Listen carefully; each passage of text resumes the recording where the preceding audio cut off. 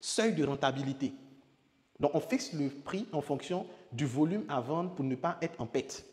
Donc là, on utilise cette formule-là, seuil égale à coût fixe divisé par prix moins coût variable. Donc l'avantage, ça permet de calculer un volume minimum. Sa limite, donc limite ne tient pas en compte de la concurrence ni de la demande réelle. Donc avec cette approche-là, qu'est-ce qu'on fait? On va simplement regarder qu'est-ce que nous on veut en termes de marge. Et en fonction de notre marge, on va pouvoir faire quoi? On va maintenant fixer le coût pour pouvoir faire les calculs. Si je sais que mes dépenses que je dois couvrir s'élèvent par exemple à 1 million, je vais tout faire pour pouvoir fixer le prix de mon produit afin que je puisse faire sortir l'investissement par rapport au produit, par rapport à mes charges qui sont de 1 million et avoir une marge de 500 000. Donc si je sais que je veux avoir 1,5 million, si j'ai payé mon produit, je calcule comment je peux le vendre afin de faire sortir 1,5 million à la fin. Donc que ce prix-là soit adapté ou pas au marché, je m'en fous. Moi, ce que je veux avoir mes 1,5 million. Donc moi, je fixe le prix de mon produit de telle sorte que quand je finisse de vendre, je me retrouve avec mes 1,5 million de chiffre d'affaires. Ça, c'est cette deuxième approche qu'on fait. La troisième approche, fixation en fonction de la valeur perçue. Donc là, à ce niveau, on va travailler sur le packaging du produit. On va se dire, OK, nous, on va faire un positionnement de luxe. On va faire en sorte que notre produit, les gens se disent que c'est un produit de marque. Donc, qu'est-ce qu'on fait? On fabrique notre produit et on décide de lui donner un coût qui souvent même dépasse les entendements. Quand vous prenez les dernières sorties de téléphone, Samsung, iPhone, mais les prix sont exorbitants, mais c'est un positionnement de luxe. On te dit, si tu n'as pas l'argent, va te débrouiller les autres téléphones. Quand eux fixent le coût de leur téléphone, c'est pour ceux qui ont les moyens. Donc souvent, quand on te donne le prix de ce téléphone, mais tu dis, ça peut payer 10 autres téléphones. Ça peut payer beaucoup d'autres choses. Mais pourquoi ils font ça si cher? C'est une manière pour eux de fixer les coûts par rapport à la valeur perçue. La personne se dit, ah, j'ai le dernier iPhone, j'ai le dernier Samsung. Donc ça fait en sorte qu'ils mettent un prix par rapport à la valeur perçue que les gens ont du produit ou du service. Et souvent, ce prix-là n'a rien à voir avec la réalité, c'est juste par rapport à la valeur perçue. Méthode du prix psychologique.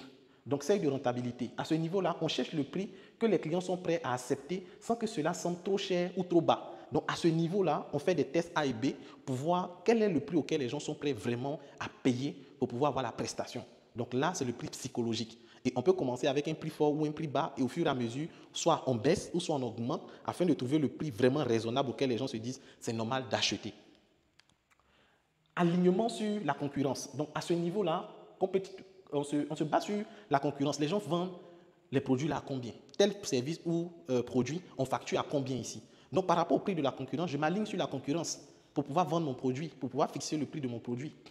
Stratégie d'écrémage. Donc à ce niveau-là, qu'est-ce qu'on fait? On lance un produit à prix élevé pour capter les premiers acheteurs prêts à payer. Et ensuite, au fur et à mesure, on baisse le prix jusqu'à ce que le prix devienne accessible. Ça, c'est une stratégie aussi de fixation des coûts. Stratégie de pénétration. Donc, on fixe un prix bas au lancement. Donc, la stratégie de pénétration, c'est l'inverse de la stratégie de l'écrémage. L'écrémage, je fixe un prix qui est élevé et au fur et à mesure, je diminue.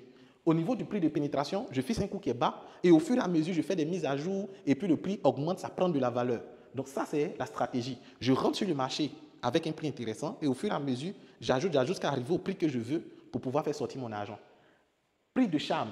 Donc, exemple, 4 900 au lieu de 5 000. Donc, le prix de charme, ce sont les prix où on évite de faire des prix ronds. Si vous remarquez dans les supermarchés, ils vont vous dire le produit, pour ceux qui sont en Europe, ils vont voir 2,99 €. Souvent, on va vous dire non, le produit coûte 4 999 francs ou bien 4 900. Donc, on ne fait pas des prix ronds. Donc, les prix qui finissent en 9 ou en 999 sont perçus comme moins chers, utilisés pour des produits de consommation courante, offre promotionnelle. Donc, les gens utilisent cette méthode-là pour pouvoir attirer les personnes en les faisant croire que non, ce n'est pas 5 000, c'est 4 900 ou bien c'est 4 999. Pack ou lot. Donc, on vend plusieurs produits ensemble à prix global. Donc là, c'est une approche qui consiste à faire des packages. Donc, vous allez voir des gens qui ont dit non, moi je vends la gamme, je vends le pack. C'est aussi une stratégie de vente, de fixation des coûts. Donc, on sait que si on veut vendre individuellement, les gens peuvent trouver ça cher. Donc, on fixe un prix de pack afin qu'on puisse facilement faire sortir les bénéfices sur chaque produit. Donc, je peux décider d'utiliser cette méthode-là, effectivement, pour fixer le prix de mon produit. Tarification dynamique. Donc, la tarification dynamique, il n'y a pas de prix fixe. On peut dire, par exemple, ça c'est une stratégie aussi d'urgence concrète. On va dire, OK, le prix, les 10 premiers inscrits, on fait à tel montant. Les 20 personnes, c'est tel montant. Les dernières personnes, c'est tel montant. Donc, derrière, en fonction du nombre de places qu'on s'accorde, on va dire les 10 premières places, on fait un prix réduit. Les 20 premières places, on fait à tel prix, à tel prix. C'est pareil pour les billets d'avion. Les billets d'avion n'ont pas de prix fixe. Au fur et à mesure qu'on se rapproche de la date de départ, les prix augmentent. Donc, ça, ce sont des méthodes qui incitent les gens à vite payer. Lorsqu'on dit, par exemple, les 20 premiers vont pouvoir avoir à moitié prix. Mais les gens savent que je dois faire vite parce que si je tarde, le prix augmente, le prix n'est pas fixe. Donc ça aussi, c'est des stratégies qu'on utilise pour pouvoir fixer des coûts des produits qui ne sont pas fixes, mais qui varient. En conclusion, par rapport à la fixation des prix, il faut comprendre simplement qu'il existe des méthodes.